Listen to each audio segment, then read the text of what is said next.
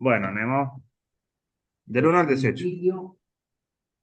En el principio era el verbo y el verbo era con Dios y el verbo era Dios. Este era en el principio con Dios. Todas las cosas por él fueron hechas y sin él nada de lo que ha sido hecho fue hecho. En él estaba la vida y la vida era la luz de los hombres. La luz en las tinieblas resplandece y las tinieblas no prevalecieron contra él. Hubo un hombre enviado de Dios, el cual se llamaba Juan. Este vino por testimonio, para que diese testimonio de la luz, a fin de que todos creyesen por él. No era él la luz, sino para que diese testimonio de la luz. Aquella luz verdadera que alumbra a todo hombre venía a este mundo. En el mundo estaba y el mundo por él fue hecho, pero el mundo no le conoció. A los que vino y los suyos no le recibieron. Mas a todos los que le recibieron, a los que creen en su nombre, les dio la potestad de ser hechos hijos de Dios, los cuales no son engendrados de sangre, ni de voluntad de carne, ni voluntad de varón, sino de Dios. Que aquel verbo fue hecho carne y habitó entre nosotros. Vivimos su gloria, gloria como el unigénito del Padre, lleno de gracia y de verdad. Juan dio testimonio de él y clamó diciendo, este es de quien yo decía, el que viene después de mí es antes de mí, porque era primero que yo. Porque de su plenitud tomamos todos y gracia sobre gracia. Pues la ley por medio de Moisés fue dada, pero la gracia y la verdad vinieron por medio de Jesucristo. A Dios nadie le vio jamás, el unigénito Hijo que está en el seno del Padre, Él le ha dado a conocer. Alice, ¿querés continuar hasta el 28? Sí, este es el testimonio de Juan, cuando los judíos de Jerusalén enviaron sacerdotes y levitas a preguntarle quién era. No se negó a declararlo, sino que confesó con franqueza, yo no soy el Cristo. ¿Quién eres entonces?, le preguntaron. ¿Acaso eres Elías? No lo soy. ¿Eres el profeta? No lo soy. Entonces, ¿quién eres? Tenemos que llevar una respuesta a los que nos enviaron. ¿Qué dices de ti mismo? Juan respondió con las palabras del profeta Isaías, yo soy la voz de uno que grita en el desierto, enderecen el camino para el Señor. Los que habían sido enviados eran los fariseos. Ellos preguntaron, pues si no eres el Cristo, ni Elías, ni el profeta, ¿por qué bautizas?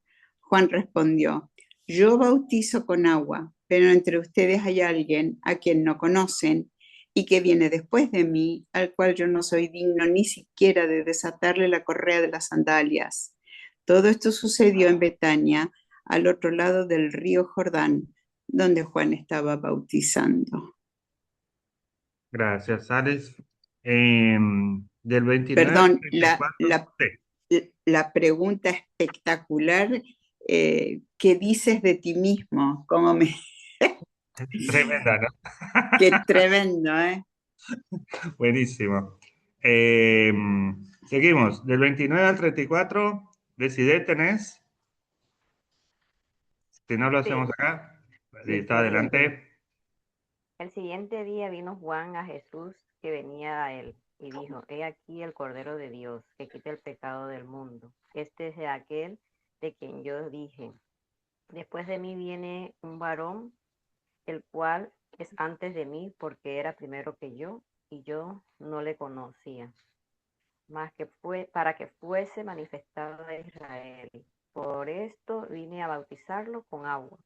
También dijo Juan, también dijo Juan, También dio Juan testimonio diciendo al Espíritu que descendía del cielo como paloma y permaneció sobre él, y yo no le conocía, pero el que me envió a bautizar con agua, aquel que me dijo, sobre quien veas descender el Espíritu y que permanece sobre él, ese es el que bautizó con el Espíritu Santo.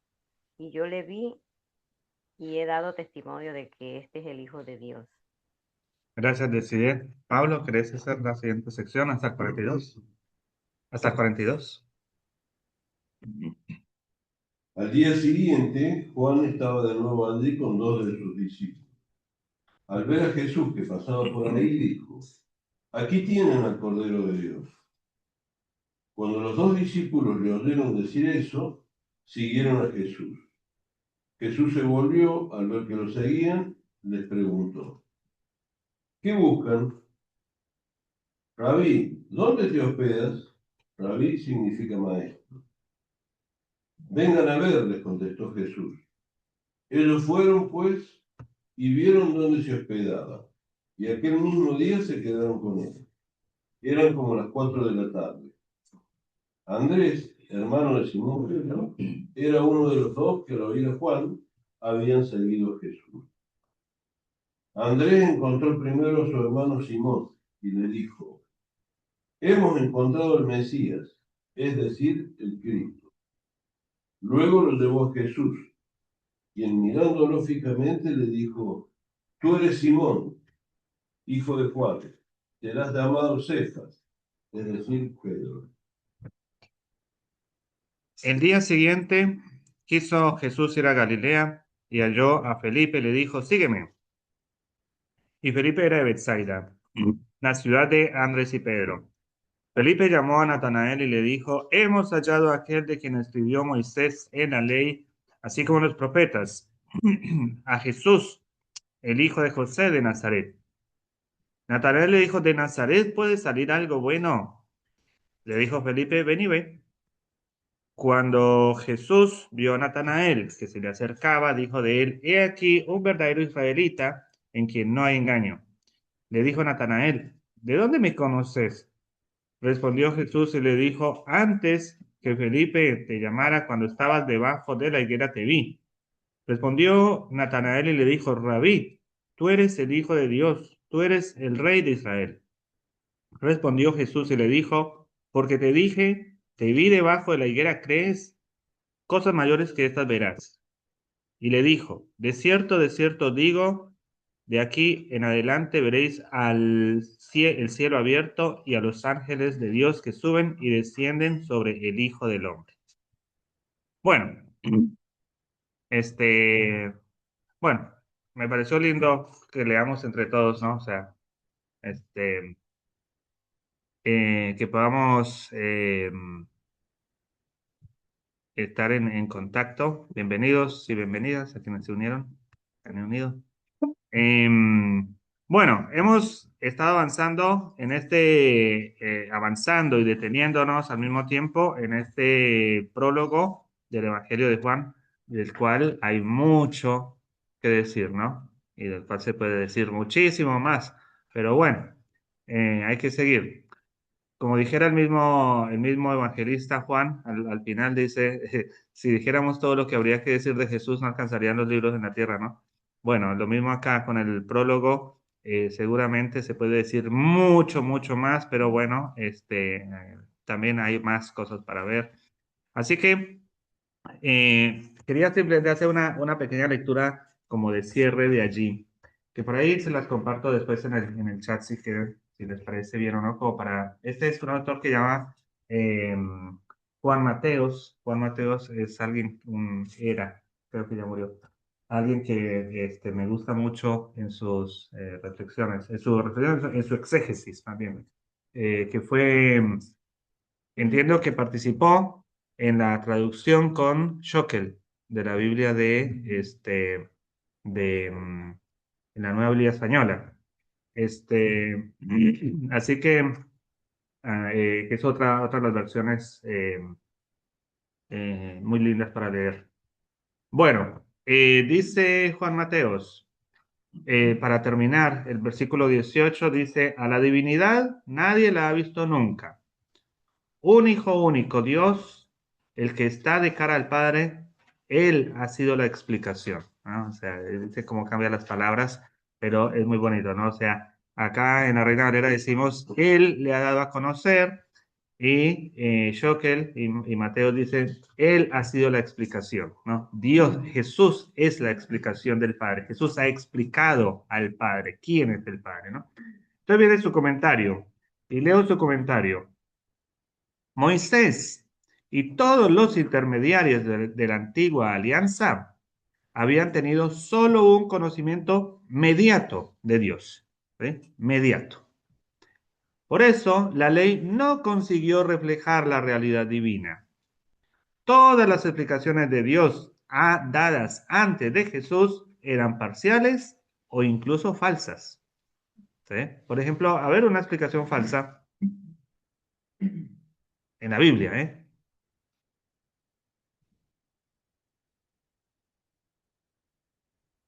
Bueno, para no pensar tanto.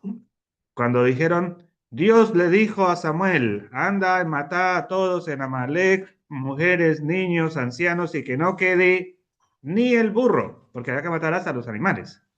Bueno, eso es una explicación falsa de Dios, ¿no? Y está en la Biblia. No, la Biblia no nos dice si era falsa o no, porque justamente por eso nos dio libre el pensamiento para que seamos nosotros que podamos discernir que en la Biblia es palabra de Dios y que en la Biblia fueron cosas que se dijeron en nombre de Dios, ¿sí? O sea, por eso es bueno esta idea de tener siempre en cuenta que no podemos hacer lectura literal de la Biblia, porque si no, vamos a decir de Dios cualquier barbaridad. Por eso, bueno, la idea esta de seguir practicando la lectura no literal de la Biblia. Entonces, explicaciones dadas antes de Dios que eran parciales o incluso falsas. El Antiguo Testamento era solo anuncio, preparación o figura del tiempo del Mesías.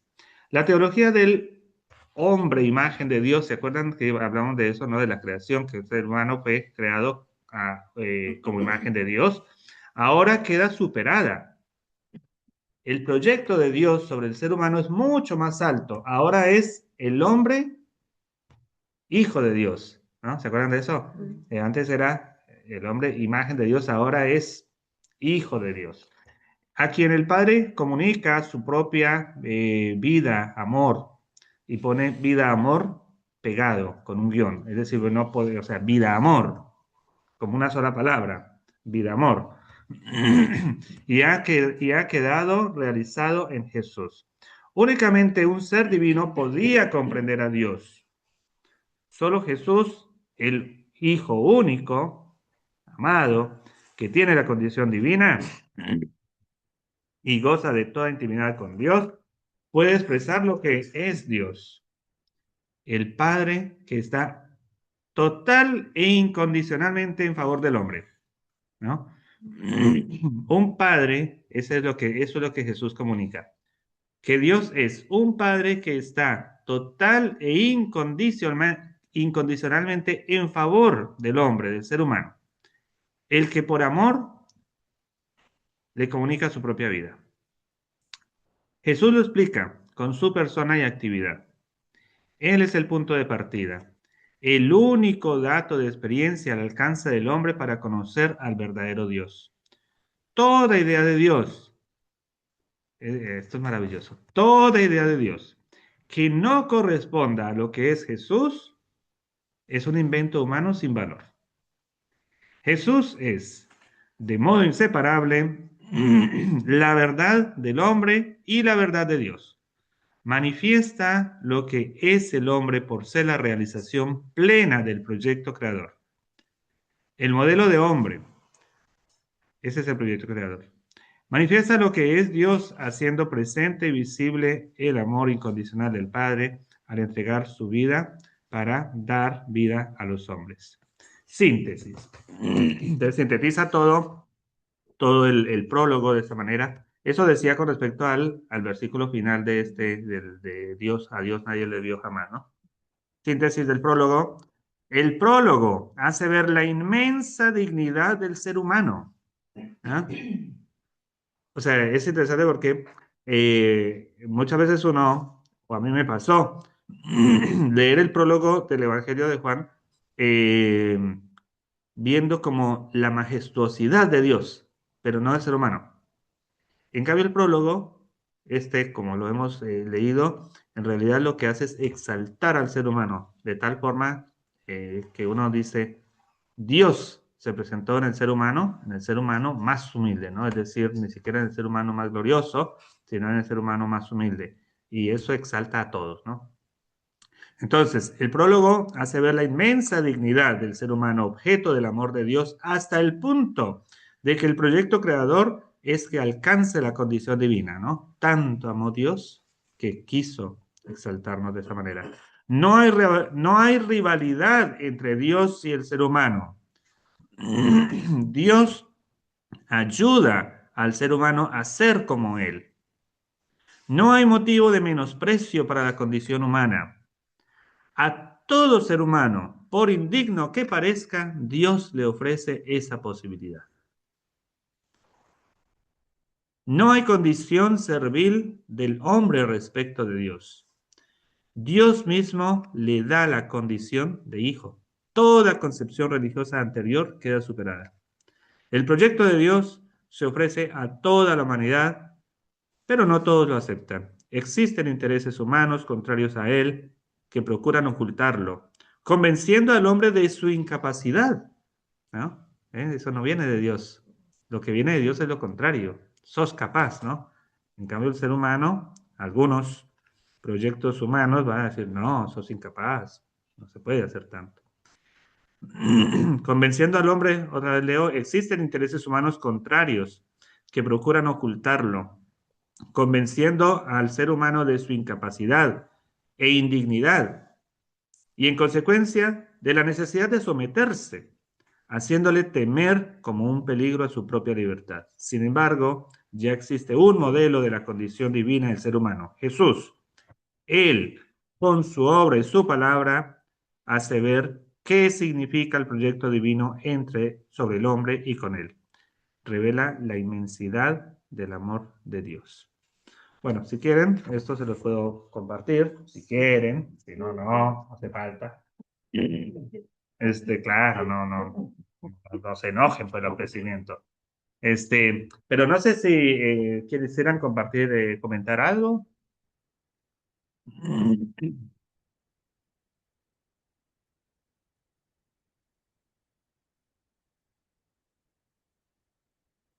Por ahí, pensando también en lo que reflexionamos ya otras veces.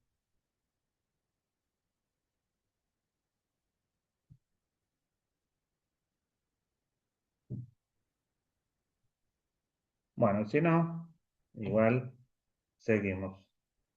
Em, A mí me gusta lo que dice Filipenses, que también como está unido a eso, porque dice, por tanto, si hay alguna consolación en Cristo, si algún consuelo de amor, si alguna comunión del Espíritu, si algún afecto entrañable, si alguna misericordia, completad mi gozo, sintiendo lo mismo, teniendo el mismo amor, unánime, sintiendo una misma cosa. Haya pues, Jair, sí, se fue la imagen. ahí volvió. haya pues en vosotros este sentir que hubo también en Cristo. Es como Claro. que es como también un resumencito de ese amor vida que es Sí. Jesús, que es como que tenemos que apropiarnos y continuar, como que esto es agua viva. Claro que sí. Filipenses 2. Me gusta esto que dijiste, cómo termina, o donde terminaste. O sea, donde terminaste Sí, tu... bien. Sí, 5 es. claro. Pero me gusta, a lo que voy es que me gusta cómo lo terminaste, tu lectura, porque tu lectura es, haya pues en vosotros este mismo sentir, ¿no? O sea, que no quede allá, en que bueno, eso fue Jesús. Eso Claro. estaba pensando. Es muy fácil que quede lo cognitivo, como bueno, sí, Claro, hay un montón de gente como sí, Jesús era lo más, no sé, que ahora encarnarlo. claro. Ahora es, haya en vosotros, en cada uno de nosotros, ¿no? Y dice ese mismo sentir que hubo en Cristo Jesús. Y es muy fuerte, ¿no? O sea, porque uno dice, a ver, ¿qué es lo que uno quisiera en la vida? y uno quiere mejorar, y sí, hablamos del mejoramiento. Ahora, ¿pero qué significa mejorar? Y para Jesús ese mejoramiento fue un descenso, ¿no? Un descenso de identificación con los más débiles. Dice Pablo, haya en ustedes ese mismo sentir, ese deseo, ¿no? Ese sentir de querer identificar, ese querer identificarse con los débiles. E inclusive con los que mueren en la cruz, ¿no? Entendiendo la muerte en la cruz como ya sabemos todo lo que significó la muerte en la cruz, ¿no? O sea, que está bueno siempre recordarlo. Muerte en la cruz es, eh, fue una cosa que no se le desea a nadie, ¿no? Y mucho menos por fines políticos. Recordemos que Jesús murió por fines políticos, ¿no? O sea, por problemas políticos. Jesús eh, no se identificó con el imperio, ni siquiera se identificó con las grandes estructuras de Jerusalén. Eh, Jesús, abundan los textos del Evangelio, ¿no? Cuando el Evangelio dice, la gente busca grandezas, ¿no? Los gobernantes buscan grandezas. ¿Se acuerdan ese versículo? Dice, pero entre ustedes no será así. Entre ustedes, entre los demás sí, por allá ellos sí, pero entre ustedes no será así. ¿Se acuerdan ese versículo? ¿No? Bueno, esto se busca para que no En quede. este pasaje que yo leí, también dice que Dios, o sea, Él se vuelve, como vos decís, más abajo por ahí, en identificarse con el humano, pero después Dios lo exaltó hasta los cielos. Exactamente, es Dios el que lo hace, Sí, no él mismo. pero eso me parece que en la humanidad hace como que, bueno, hay que hacer para que después seamos. Es como que te Claro, interpretó que lo haces por la recompensa. Por la recompensa, porque vas a claro, hacer de alguna forma así. claro, claro. Exaltar. Eso, claro, y seguramente es porque uno suele pasar esa parte justamente la donde terminaste. Haya en ustedes ese sentir. Es decir, el sentir de Jesús no era volver a la gloria. Claro. El sentir de Jesús era identificarse con o estar cerca, acercarse a los vulnerables. Y esto siempre es bueno aclararlo porque no es que cuando hablamos que Jesús se acerca a los pobres, no es que quiere que sigan siendo pobres. ¿Sí? No es que se haya una exaltación de la pobreza, porque eso a veces eh, se interpretara como que si uno estuviera defendiendo la pobreza. De ninguna manera estamos defendiendo la pobreza. No queremos que haya pobres, que exista la pobreza.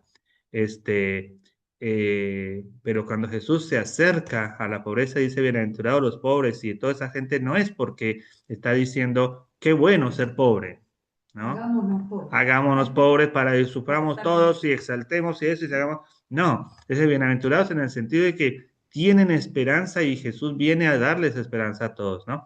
Identificarse con los vulnerables es siempre dignidad, dignidad para uno y dignidad para los otros también, ¿no? O sea, nos dignifica. No hay cosa más indignificante que humillar a otros, ¿sí? Que sentirse superior.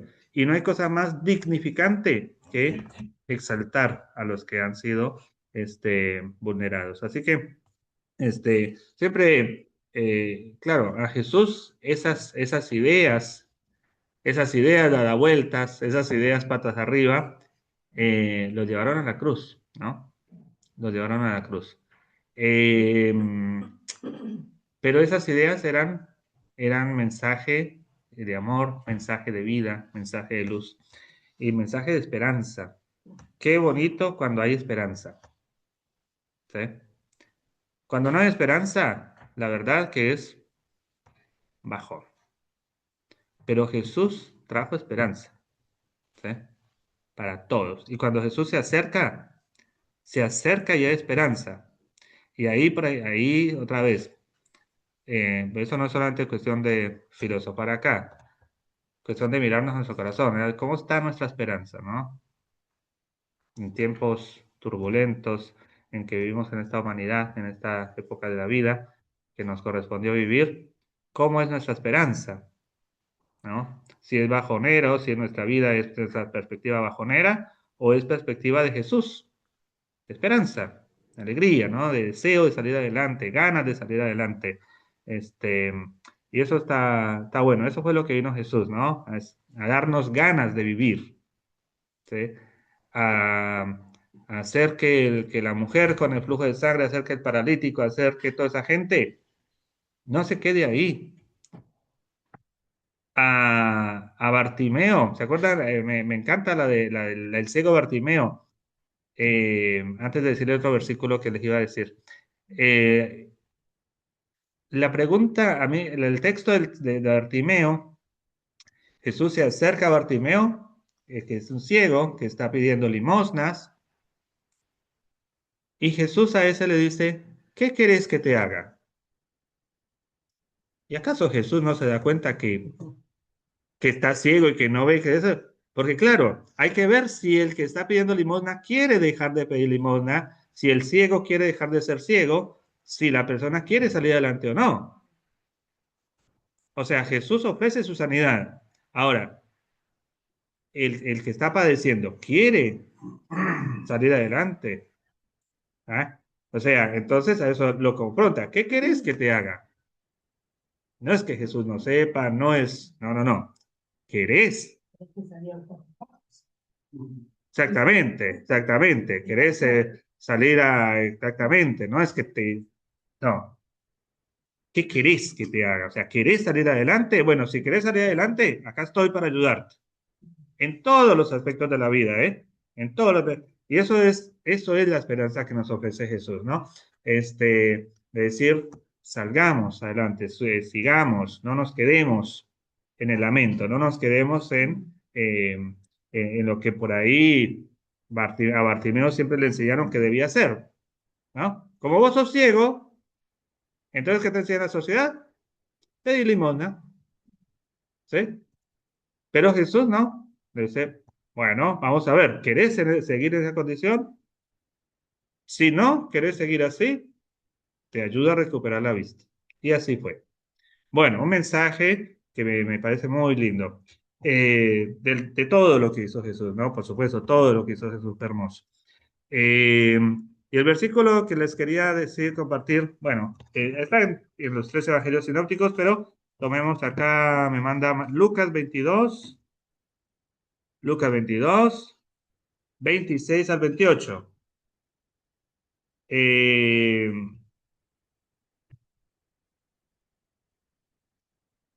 y por ahí, lindo, que todas estas enseñanzas de Jesús las incorporemos, no solamente a nuestra mente, sino que esas enseñanzas de Jesús lleguen al corazón y que se hagan estilo de vida, ¿no? Que se hagan estilo de vida. A ver, bien, hasta el 26, si quieren leer del 24 al 26, del 24 al 26. ¿Quién lo quiere leer? Yo. A ver. Luego los discípulos empezaron a discutir sobre quién de ellos sería el más importante. Entonces Jesús les dijo, en este mundo, los reyes de los países gobiernan a sus pueblos y no los dejan hacer nada sin su permiso. Además, los jefes que gobiernan dicen a la gente, nosotros somos sus amigos y les hacemos el bien. Pero ustedes no deberán ser como ellos. El más importante entre ustedes debe ser como el menos importante de todos. Y el jefe de todos debe servir a los demás. Hasta ahí está bien. Hasta ahí está bien. ¿No? Entonces, los reyes enseñan algunas cosas, pero... Y ahora leo en Marcos, es el mismo texto en otro contexto. Dice que vinieron Santiago y Juan, ¿no? Dos hermanitos, o Jacobo y Juan, hijos de Zebedeo, y se le acercaron diciendo, maestro, queríamos que nos hagas lo que pidiéramos. Y él dice, a ver qué. Y entonces le dijeron, concédenos que en tu gloria nos sentemos uno a tu derecha y el otro a tu izquierda. No querían nada. Y entonces Jesús los mira. Eso está en el capítulo 10 de Marcos, ¿no? 10:35. Entonces Jesús los mira con ojos de asombro y dice, no sabéis lo que pedís. Entonces,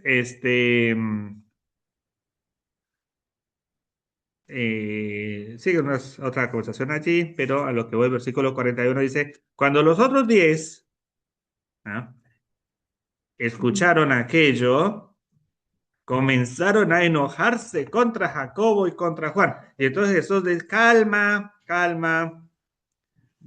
Sabéis que los que son tenidos por gobernantes de las naciones se enseñorean de ellas y sus grandes ejercen sobre ellas potestad, ¿no? O sea, eso es como hacen las naciones, los jefes de las naciones.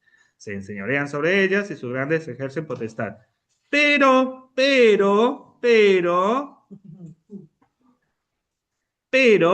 no será así entre vosotros. No será así entre vosotros. Sino, y ahí viene y enganchamos con Filipenses, sino que el que quiera hacerse grande entre vosotros será vuestro servidor. Y entonces ahí la selló, porque el servidor nunca puede ser grande. ¿Quieres hacer grande? O sea, si estás muy tentado, si la tentación te está arrastrando y todavía no caíste en ella, listo, hacete servidor. Listo, ahí ya de eso ya no salís de ¿Dónde ahí. estás leyendo? En la Biblia. Marcos 10. Marcos 10. Marcos 10 y acá,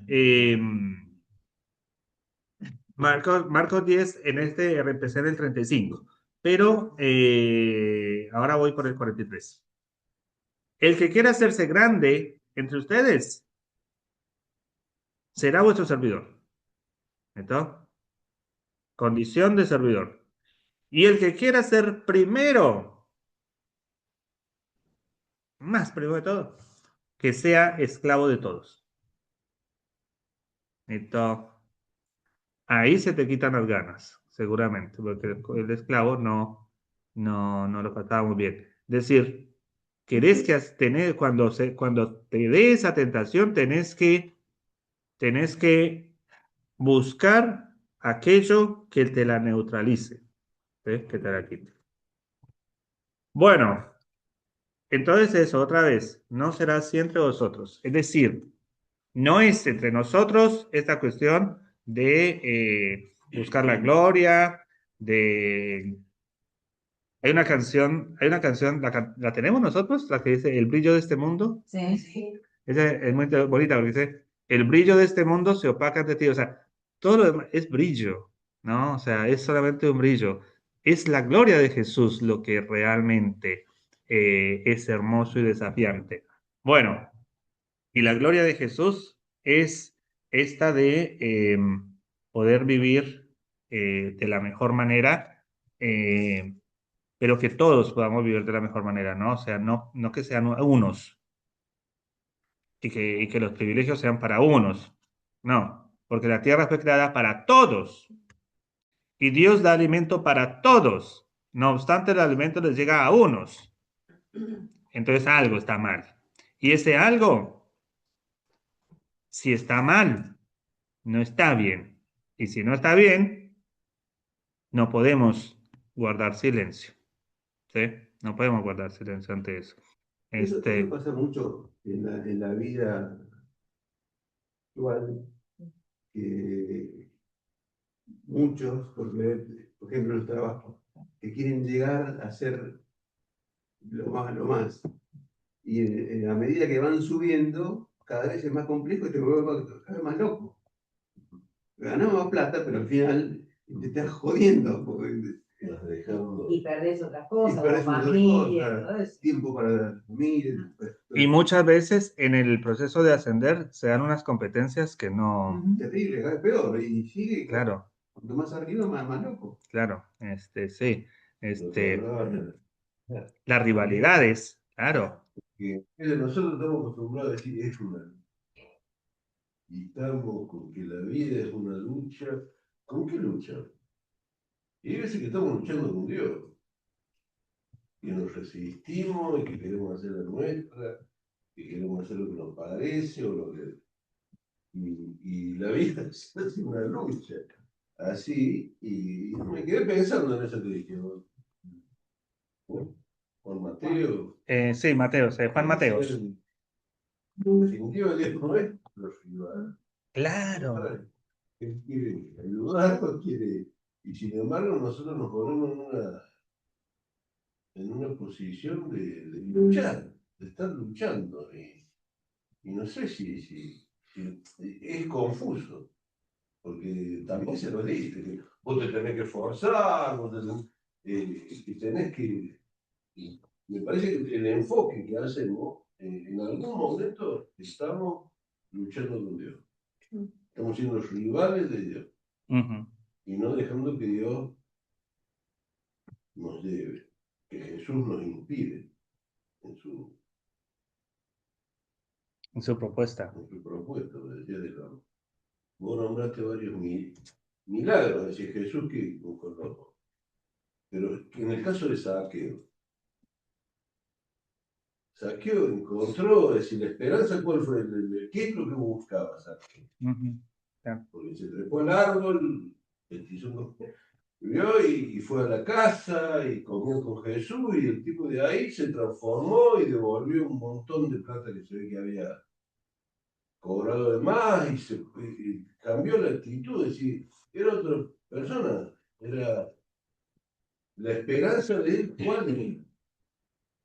Porque lo otro, bueno, llegar a ver, el ciego, el otro llegar a caminar, curarse, pero Saqueo. claro, Es una situación distinta a la de él. Y sin embargo, él necesitaba de una esperanza distinta. Vamos a decir, pero ¿cuál era la esperanza que él tenía? Y vive bien. Pero tener la conciencia tranquila también. Basta, Porque hay otro vacío. claro, claro, Hay otra cuestión. es saber que estás haciendo algo que no es beneficioso para otros o que estás lastimando a otros. Eso, aunque lo hagas por escalar o por vivir mejor o por tener más, sabes que te estás, bueno, ¿cómo decirlo? ¿Cómo decirlo bien? ¿Cómo decirlo bien? Coloquialmente. Mira que va el Zoom, el Zoom a YouTube,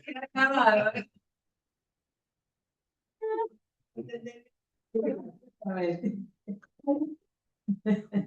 claro, a mí me llama la atención, a ver, es, eh, el Evangelio es, ¿cómo se llama esto? Usa a veces imágenes eh, como que, se me va la palabra, no irónicas, sino, en cierto sentido sí. Ese que maté, Saqueo, seguramente lo que le ocurrió a Saqueo quizás le ocurrió a otras personas también durante el ministerio de Jesús.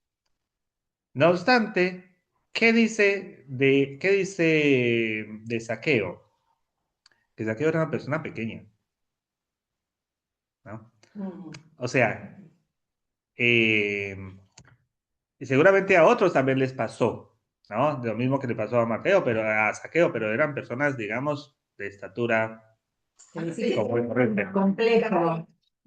Que tenía No, un pero complejo no, por más que fuera de baja estatura, ya el Evangelio está diciendo más cosas con esa baja estatura. Sí, ¿Sí? sí, Es decir, metafóricamente. exactamente, usa la metáfora para decir, mira, ese que se la creía grande, que afanaba, que lo que sea, Era pequeño. era un pequeño, ¿no? Este, Eso es lo que a veces el Evangelio agarra imágenes así como para decirte más cosas, ¿no? Claro. Y yo creo que ahí también está diciendo, mira, era una persona pequeña, en todo sentido, ¿no? Afanaba, y era pequeña. Y sí, pero además de eso, digamos, el hecho de, a lo mejor era la única modus vivendi, digamos, de él, que era para poder subsistir, porque en esa época también los petitos, los chiquitos, enanos y eso, solamente eran ¿cómo eran? Los bufones se llaman, y hacían reír, para poder, era muy dura la vida de ellos también. Y encontró la vida más fácil, no sé si tan fácil, pero de ganar dinero jodiendo al resto de la gente. Entonces, bueno, era Puede ser que esa, o sea, no suele ser saqueo, pero puede ser que están haciendo esa, esa, esa acción que llevaba a cabo de cobrar de más y eso era a favor de otros que estaban por arriba de él, ¿no? No,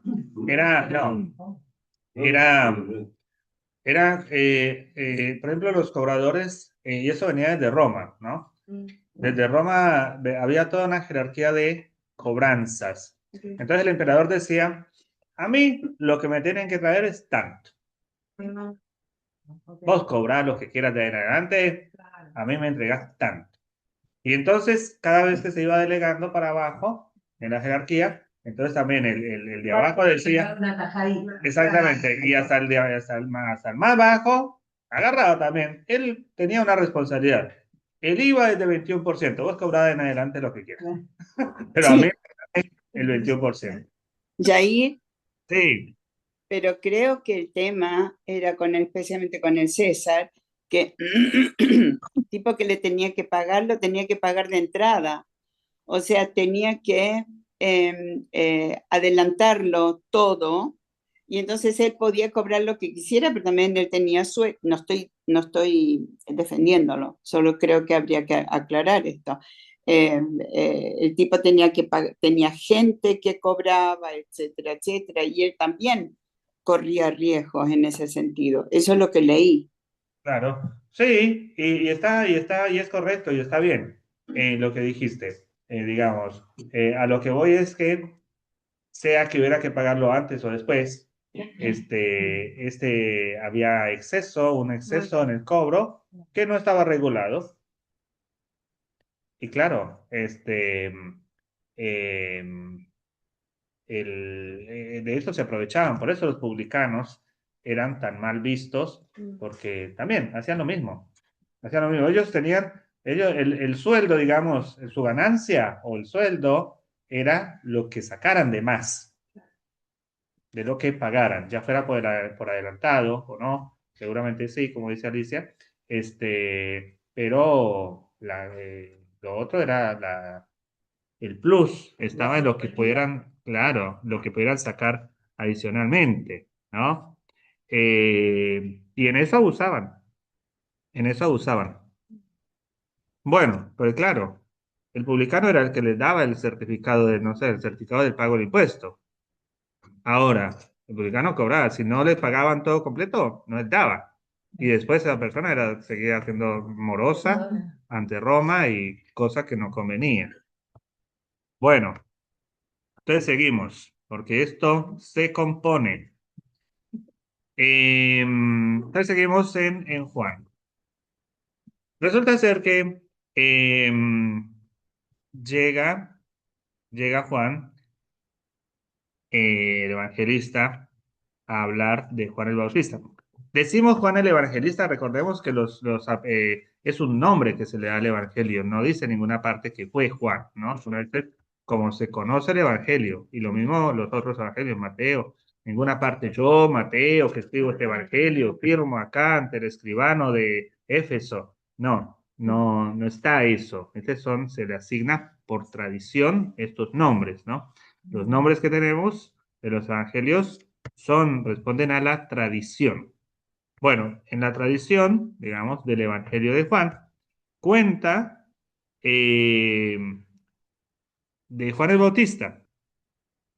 Y entonces vienen estas preguntas, ¿no? Estas preguntas tan interesantes que van y le preguntan. Claro, y esto de Juan el Bautista, recordamos que el Evangelio de San Juan no es tan histórico, pero toma datos históricos. O sea, no es que esto, o sea, lo que hace es, como todos los otros evangelios, ¿no? Darle una lectura a la historia. Eso es lo que hace. Lee la historia, no anula la historia, sino que lee la historia y la reinterpreta o la interpreta. Y en esta, entonces toma el caso de algo histórico, que fue cuando Jesús se fue al movimiento de Juan el Bautista, quizás a probar suerte, no sabemos, ¿no? O no sabemos por qué Jesús va a dar allá a lo de Juan el Bautista, ¿no? Pero se ve que lo de Juan el Bautista estaba llamando la atención. Porque Juan el Bautista, si bien los evangelios después van a decir, no, Juan el Bautista, y todos los evangelios van a decir, Juan el Bautista no es el Mesías. De eso tratan los evangelios, ¿no? Ahora, pero por qué insisten los evangelios en decir que Juan el Bautista no es el Mesías?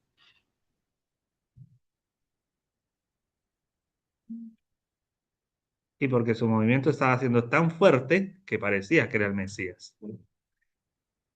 Claro, claro que sí. Y entonces van a, o sea, su movimiento fue tan fuerte que se pensaba que era el Mesías. Y ahí es donde tiene el sentido estas preguntas de los fariseos, porque de Jerusalén manda una comisión, ¿no? A ver, ¿vos sos el Mesías? Lo confrontan, ¿no? Y Jesús llega a ese movimiento.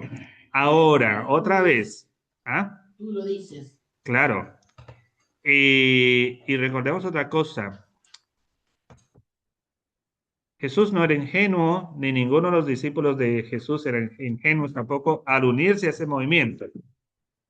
Un movimiento del que se sospechaba ya que era mesiánico, era un movimiento peligroso. Todo lo mesiánico era peligroso. Y Juan el Bautista aparece para el sistema, claro, para el sistema romano, ¿viste? O sea, el Roma, ya antes, ya hemos mencionado varias veces los casos mesiánicos que se levantaban, que están, por ejemplo, unos mencionados en Hechos, ¿se acuerdan de la mención de Hechos? Si no os acordáis, acá lo traemos otra vez. 8. Hechos capítulo 5. Hechos capítulo 5, cuando aparece Gamaliel, se llama Rabbi Gamliel el Viejo, en hebreo. Rabbi Gamliel Azaken, aparece acá.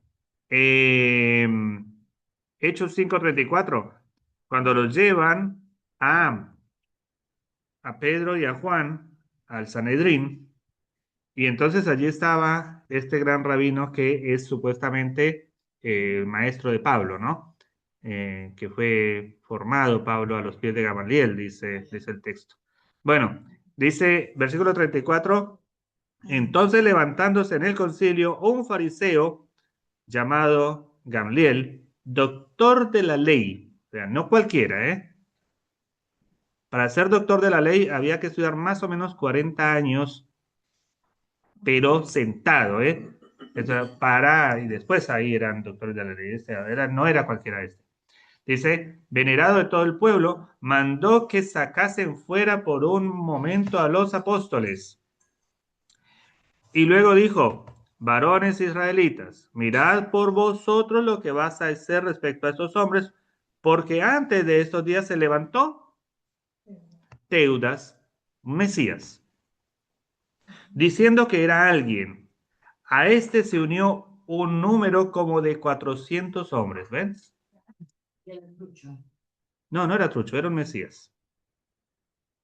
Era un Mesías. Claro, exactamente. Los Mesías, o sea, recordamos que no, o sea, no es que para nosotros Jesús es el Mesías, pero el Mesías Salvador del mundo en la condición que nosotros lo sabemos. Pero hubo otros Mesías, porque siempre los Mesías eran los líderes revolucionarios. ¿Sí? Entonces siempre hubo varios Mesías. No obstante, lo que, así como cuando en la antigüedad había varios profetas, pero esperaban al profeta. ¿Viste? Entonces, hubo varios Mesías, pero esperaban al Mesías, es decir, al que ya fuera insuperable, al que fuera el que trajera la solución definitiva. Ese era el Mesías con definitivo, ¿no? Entonces acá se levantó un Mesías. Teudas, a este lo siguieron como 400 hombres. O sea, un grupo armado fuerte, ¿no? Un batallón. Y dice, pero él fue muerto y todos los que le obedecían fueron dispersados y reducidos a nada. O sea, claro, exactamente. Ahora, esto, o sea, es como dato histórico, pero eso debió haber sido una cosa, una persecución, una guerra fuertísima, ¿no? Enfrentarse a 400 personas eh, que no tenían, a ver, los romanos tenían una disciplina militar y tenían ciertas formas, pero los otros, los que tienen que luchar con palos y piedras y espadas, lo que sea, son movimientos de guerrilla, o sea, hacen lo que sea como sea. Y no es que van a seguir códigos de guerra ni códigos de... O sea, son eso. Eso era lo que lideró Teudas. Y después de eso se levantó Judas el Galileo. El Galileo. Ojo, que esto es de Galilea, porque en Galilea era donde salía la gente así. Por eso los miraban bastante mal a los galileos, porque en Galilea eran bastante atravesados. Los veo. Sí. De ahí salían las insurrecciones, se levantaban en Galilea. Y fíjense esto, Judas el Galileo, parece que esta revolución, esta revuelta, ocurrió cuando Jesús tenía más o menos entre 6 y 12 años, ¿no? La de Judas el Galileo. En los días del censo, ¿ven el censo? El censo de Lucas y eso. El censo de Lucas lo llevan al nacimiento de Jesús, pero parece que fue un poquito posterior. O sea, recuerdo que la Biblia no es que les encante la fecha exacta, ellos lo que agarran las fechas y las acomodan, porque tienen que, o sea, toman el dato histórico y en lugar de ponerlo acá, lo ponen acá, porque hay que asociarlo con algo. Bueno, en los días del censo, y llevó en pos de sí a mucho pueblo, pereció también él y todos los que le obedecían fueron dispersados. Bueno, ahí toma dos casos, como para decirles, mira, de los muchos, de todos, porque son acá. Después, si uno lee a Josefo Claudio, a Flavio Josefo, menciona más casos en la misma época, ¿no? Y entonces acá, y en medio de eso aparece otro, dice, a ver, dicen los fariseos y los saduceos, a ver, ¿qué nueva forma de mesianismo se está levantando? Y hay que controlar esto, porque aparte los saduceos tienen que, a ver, la subsistencia de Jerusalén y de toda esa región, de alguna forma estaba a cargo de los saduceos, que eran los que tenían que transar con Roma, ¿no? Roma decía, ok, no entramos a hacer desastres siempre y cuando ustedes controlen. Entonces, pues, los saduceos tienen que estar viendo que no se levante nadie, porque después Roma viene y no perdona a nadie. Es una cuestión también de supervivencia. Entonces van y le preguntan. Y esto dice que eran los fariseos, pero recordemos que para Juan, fariseos, saduceos, todo eso es lo mismo. Porque Juan es anti-institución judía. No le gusta para nada lo judío, ¿no? La institución. Entonces, van y le hacen esas preguntas, ¿no? Dice este testimonio de Juan, cuando los judíos enviaron de Jerusalén sacerdotes, no, sí, no mandaron solamente fariseos, enviaron sacerdotes y levitas, ¿no? ¿Quién eran los levitas? Los del sumo sacerdotes, ¿no? La de Linaje. No, Los servidores del templo. los servidores del templo. Claro. Dice, enviaron sacerdotes. Sacerdotes eran una casta y levitas eran otra casta. Eran dos castas separadas. Ninguno de los dos trabajaba como todos los demás del pueblo en el campo. Los levitas eran una casta De Aarón. administrativa. No, esos son los sacerdotes, los hermanos de Aarón. Ponerle que sería, o sea, está la tribu de Leví. De la tribu de Leví, una de las familias es la que viene de Aarón, ¿sí? Y las otras familias de Leví, los otros hijos de Leví son los levitas, ¿sí? Entonces serían las familias también descendientes de Leví, pero no descendientes de Aarón, ¿sí? Y dentro de los descendientes de Aarón, hubo toda una dinastía de los primogénitos y eso, que eran los sadoquitas. ¿Se acuerdan que hemos hablado de los sacerdotes sadoquitas? Bueno, esos serán los top, ¿no? Los top. Que en los tiempos de Jesús, estaban emparentados con la casa de Herodes y todo eso, ¿no? Después de los asmoneos, de los reyes asmoneos, eh, eran de la realeza, de la realeza. Bueno, entonces mandan desde Jerusalén una comisión, de sacerdotes y de oficiales del gobierno, serían los levitas, ¿no? Los que administran el templo, y que están en todos los aspectos, de todas las áreas, ¿no? El canto, la administración, el tema sacrificial, todo eso lo controlaban los levitas. ¿Quién levantaba las ofrendas? Claro, no, pero se llevaban allá, o sea, se llevaban y ellos eran los que llevaban la contabilidad.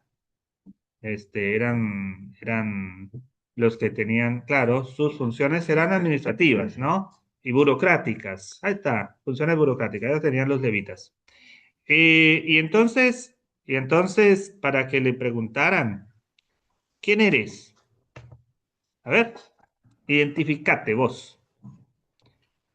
Porque claro, Juan, ¿cuál es la diferencia? ¿Cuál va a ser la diferencia entre el bautismo de Juan, que es lo que propone Juan Bautista, y los rituales de limpieza de los fariseos, que ya existían? Porque si fuera lo mismo, no hace falta más de lo mismo. Algo era diferente. No era la forma. No. Los fariseos, los judíos también hacen por inmersión. Sí. Y lo siguen haciendo hasta hoy por inmersión. Hay algo diferente. Bueno, los rituales de limpieza de los judíos también eran en aguas vivas, o sea, no con aguas vivas, ¿no? ¿No eran piletas? Sí, eran piletas, pero les llegaba agua, claro, ¿sí?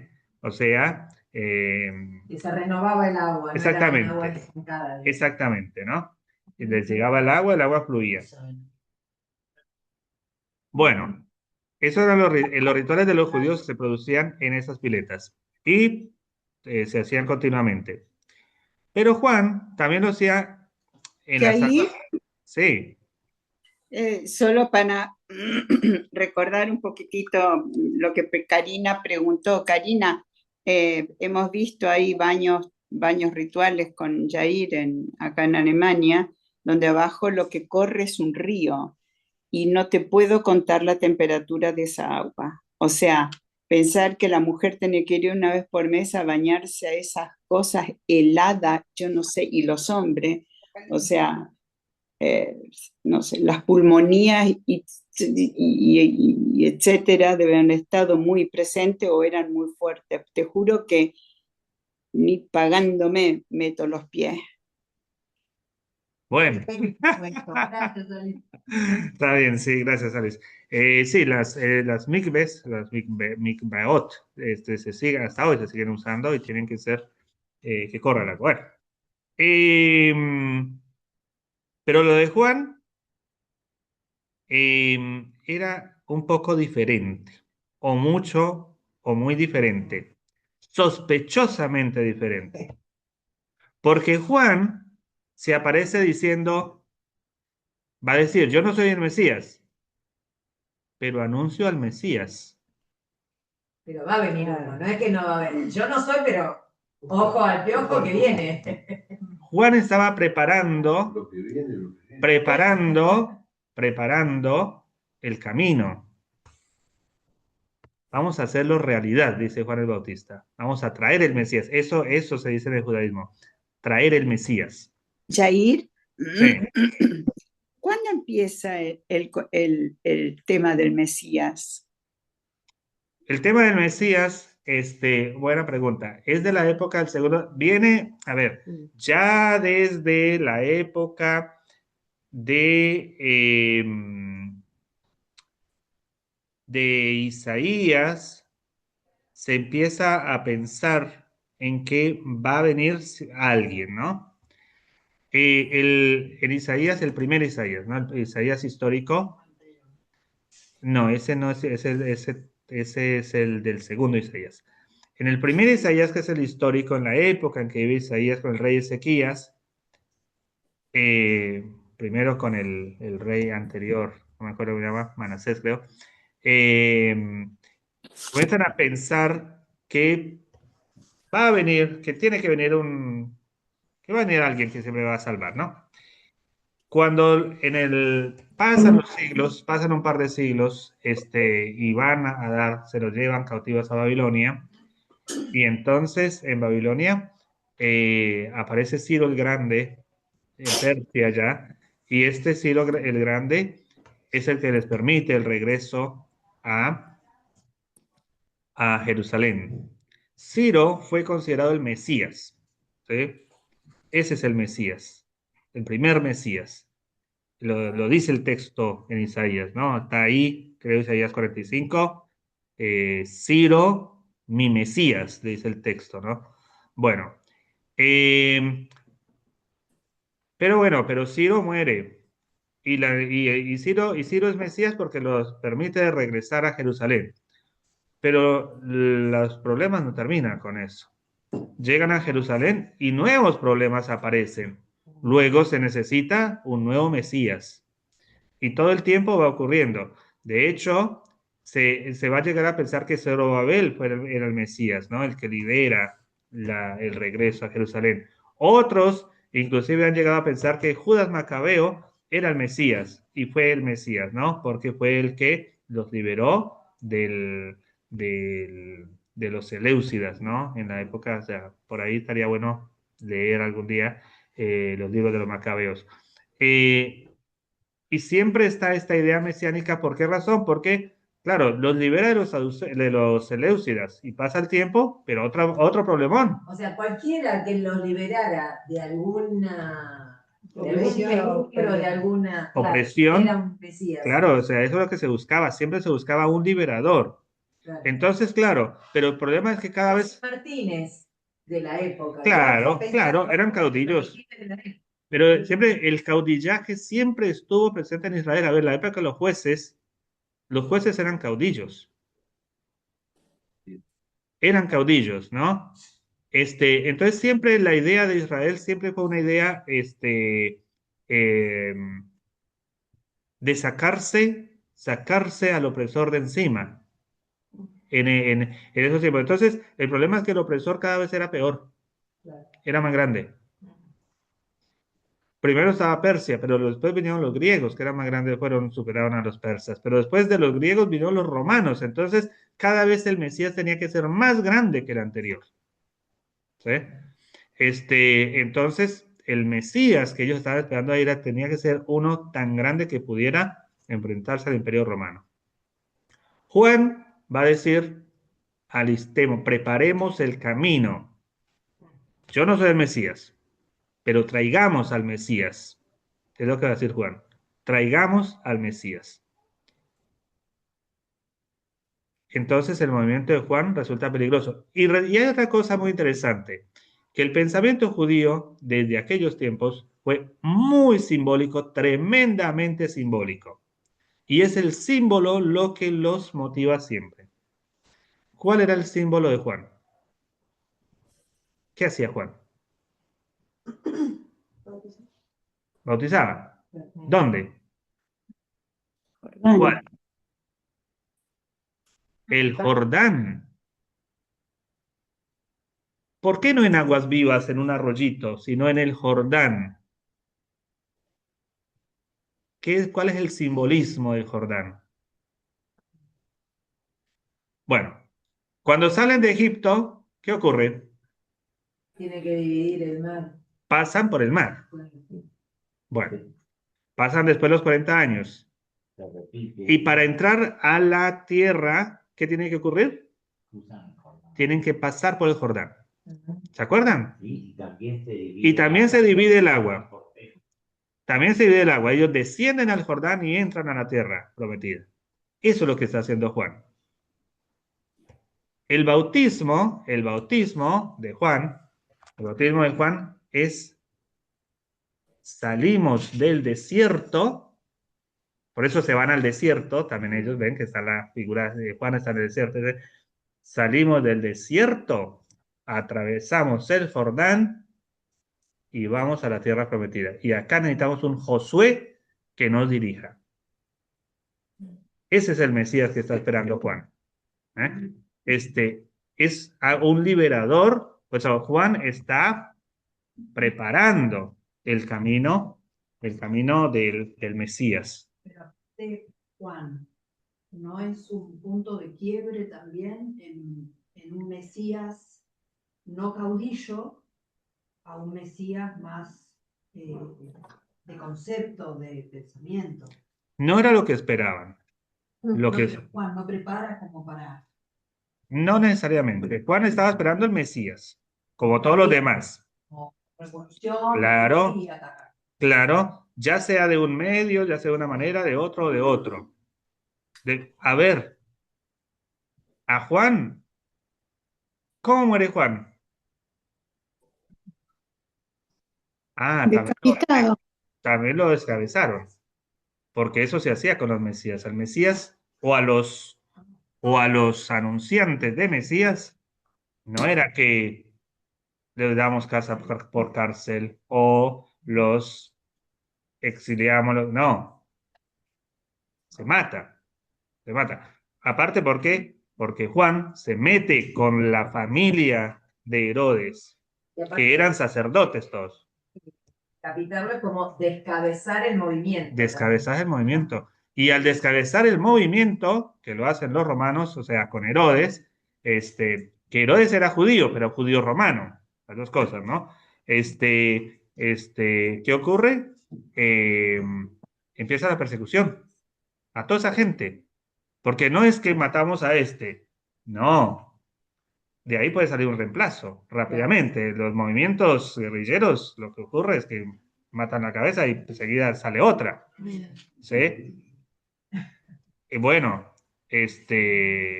así que los dispersaban, no, los perseguían tanto que quedaban dispersos. O sea, porque la idea es que no se puedan juntar de vuelta, que no se formen nuevas células, que no lo que fuera. Pero si era posible los mataban. No había cuestión de que no eran ciudadanos romanos como para que los cubriera, que tuvieran derechos. No eran ciudadanos romanos. Así que esa gente se mataba. Bueno, la charla está muy buena, muy interesante, entretenida, agradable, pero vengan dentro de 2 semanas porque esto continúa para que sepan cómo sigue la historia. ¿Cómo y la otra semana? No sé, la Retiro. próxima semana retiro. Veniste. Pensé que era... No. Paro la Pensé- grabación, ¿eh? Paro la grabación. Bueno,